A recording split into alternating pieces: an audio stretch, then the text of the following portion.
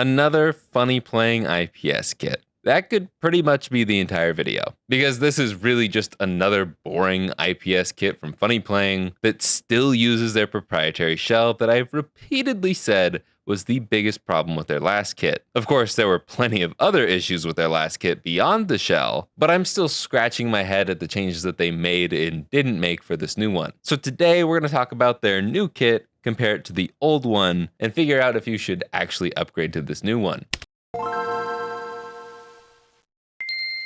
I've modded hundreds of GBAs, and a lot of them I've done on camera, whether it's been in a stream, a tutorial, or whatever. So we aren't going to do the full step-by-step tutorial on this channel today, but there is one already up on the second channel, Jake64, which frees us up to dive straight into the finished product. But don't worry, we will talk about the installation process a little later. I've spent many hours with this kit playing Pokemon Sapphire, and I'll start with a huge compliment. I think this is the best looking IPS display for the GBA yet. I thought the last Funnyplaying screen looked great when I first got my hands on it, because I typically like saturated and bright colors, but a lot of folks want their Game Boys to look muted and bleak to match the original look. And I am happy to report that Funnyplaying did seem to add some more original style color options to the new M2 kit. A pretty weak attempt, but an attempt nonetheless. If you aren't fully paying attention to this part of the video, I'm showing off all of the screen menus options right now. And if you're wondering, these are my preferred settings. As much as I like the look of the screen,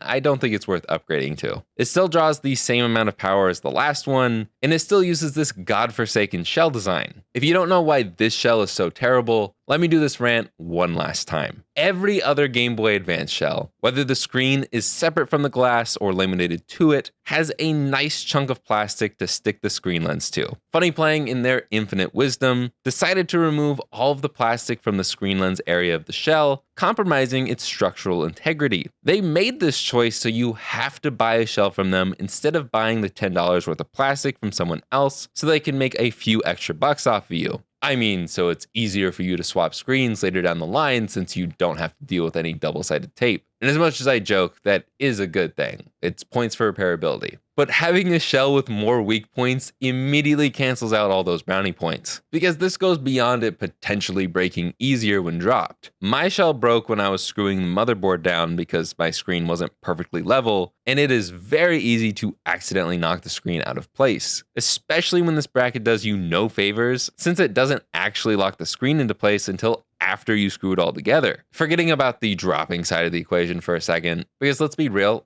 all these plastic shells are susceptible to fall damage. This shell and IPS kit would be so much better if they just made it so the bracket locked the screen into place before any screws got involved. Alright, I'm gonna end my rant there.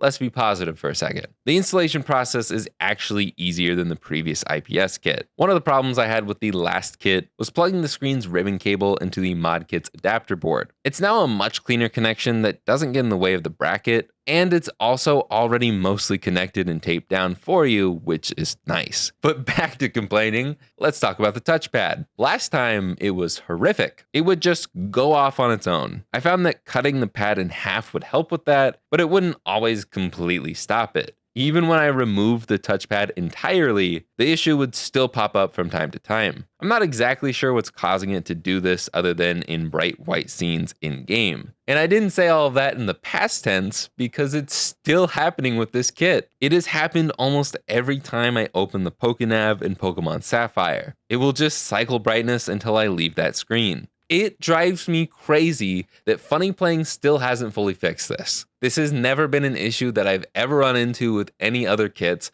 other than Funnyplaying kits. It's better than it was, don't get me wrong, but it's sad to see that they just don't care enough to fix this before taking your money, or even after taking your money. This has been a topic I've debated making a video on for a while now, because I feel like for the past couple of years, Funnyplaying's level of quality has gone significantly downhill. I want to call this out because I don't want my audience to buy bad products, or really anybody. It's not just my audience. But I know a lot of people already think I'm too negative, so I just don't know how to move forward with that kind of video. So I guess this is it for the time being. At the end of the day, I want Funnyplaying to make quality products that I can actually recommend to my audience. But right now, I can't recommend much that doesn't risk you potentially having a bad experience. However, if none of what I said today gives you any pause, go ahead and use this kit. I do not think there's any reason for you to upgrade the IPS kit you already have, but it's your money and your decision. And if you're looking to find out which IPS kit is best for you and your GBA, I have a full and comprehensive breakdown of almost every GBA screen mod out there that I'll link down below. You can just pretend that I'm talking about the M2 kit every time I mention the old 3.0 kit, because almost everything lines up besides the differences we talked about here today. And despite my grievances with this kit, I will sprinkle in some GBAs that use this screen onto my website's lineup at retroremastered.com. There are some cool designs that are exclusive to this style of shell, and fun fact, the latest revision of Funnyplaying's upgraded motherboard will only do sleep mode if you use a Funnyplaying screen.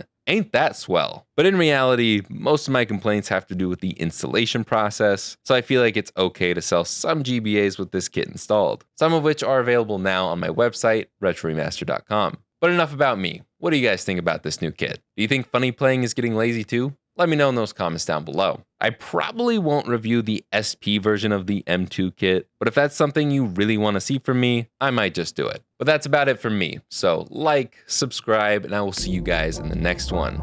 Later, guys.